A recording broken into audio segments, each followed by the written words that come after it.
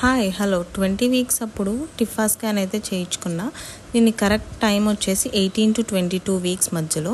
నాకైతే 3000 రూపీస్ పడింది. దీనికి ముందుగా వాటర్ ఏం తాగక్కర్లేదు. నాకు చాలా హెక్టిక్గా చాలా పేషెన్స్ పట్టిన స్కాన్ అయితే ఇది.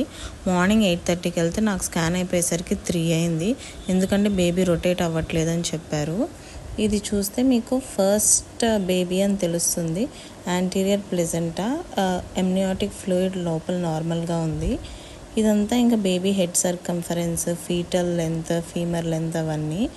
ఫుట్ లెంత్ వచ్చేసి 34 mm అని ఇచ్చారు. ఇంకా హెడ్ని చూస్తారు కదా, క్రేనియం అదంతా నార్మల్గా ఉందని వచ్చారు. మనకి బేసిక్గా ఈ టిఫా స్కాన్లో బాడీ పార్ట్స్ అన్నీ సరిగ్గా ఉన్నాయా లేదా, గ్రోత్ బాగానే ఉందా, లోపల ఏమైనా చిన్న ఇష్యూస్ ఉన్నాయా డిటెక్ట్ చేస్తారు.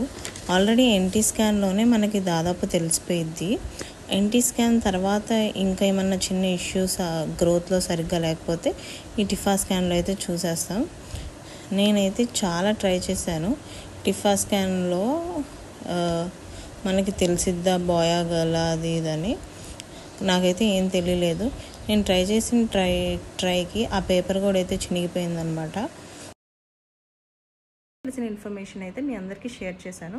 ఇంకేమైనా క్వశ్చన్స్ ఉంటే కామెంట్స్లో అయితే చెప్పేయండి. నా కంటెంట్ మీకు నచ్చుతున్నట్లయితే నా ఛానల్ని సబ్స్క్రైబ్ చేసి ఫాలో చేసేయండి మరిన్ని వీడియోస్ కోసం.